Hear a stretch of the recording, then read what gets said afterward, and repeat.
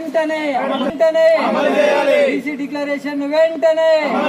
గౌరవ ముఖ్యమంత్రి రేవంత్ రెడ్డి గారు కామారెడ్డి జిల్లా ఎన్నికల సభలో ఆ రోజు బీసీ డిక్లరేషన్ ప్రకటించడం జరిగింది. మరి ఆ యొక్క ప్రకటన మట్టుకే ఈ యొక్క సమస్య వచ్చింది.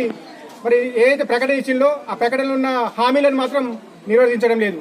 మరి అయ్యా సీఎం రేవంత్ రెడ్డి గారు మరి ఎన్నో సమస్యలు మాకు ఉన్నాయి, మరి వాటిని అమలు చేయాల్సిన అవసరం మీ పైన ఉంది. మరి చేయాలని మేము ఈరోజు బాన్సువాడ నియోజకవర్గం ఓబీసీ మోర్చా ద్వారా ఈరోజు మిమ్మల్ని డిమాండ్ చేస్తున్నాము.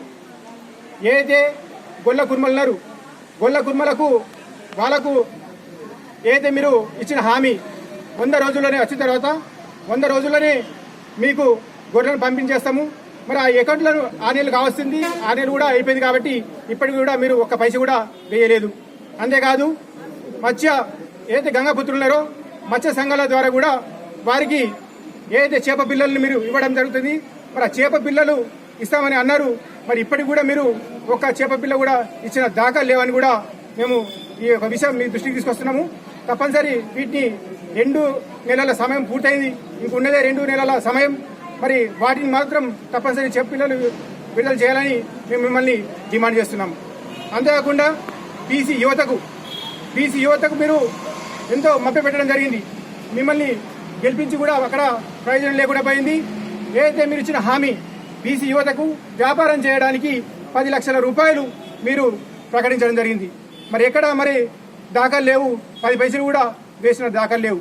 అదేవిధంగా ఆ యొక్క నిరుద్యోగులకు కూడా మీరు 10 లక్షల రూపాయలు ఇస్తామని చెప్పిండ్రు, అది కూడా లేదు. మరి ఉన్నత చదువుల కోసం, ఉన్నత విద్య కోసం మీరు 10 లక్షల రూపాయలు ఈ విధంగా మా బడుగు బలహీన వారి బిడ్డల కోసం వేస్తామని ఆ డబ్బులను మీరు ప్రకటించడం జరిగింది. మరి ఇప్పుడు కూడా ఎక్కడ కూడా ఒక నయా పైస కూడా వేసిన దాఖలు లేవు. కాబట్టి మేము డిమాండ్ చేస్తున్నాం ఏంటంటే ఏదైతే మా బడుగు బలహీన వర్గాలు ఏదైతే ప్రజలు ఉన్నారో ఇప్పటికే ఎంతో అనేదొక్కడం జరిగింది, ఎంతో సమస్యలతో ఉన్నారు. కాబట్టి మరి ఏదైతే మీరు ఇచ్చిన హామీలను వీటిని తప్పనిసరి మీరు నిర్వర్తించాలి. అంతేకాకుండా మీరు ఏదైతే స్థానిక సంస్థల రిజర్వేషన్లను 42% వరకు మీరు పెంచామని చెప్పడం జరిగింది. మరి ఇప్పటికి కూడా మరి ఆ యొక్క రిజర్వేషన్ల పైన మీకు ఊసేలేదు. మరి ఈ విధంగా చెప్తా పోతే ఎన్నో సమస్యలు ఉన్నాయి.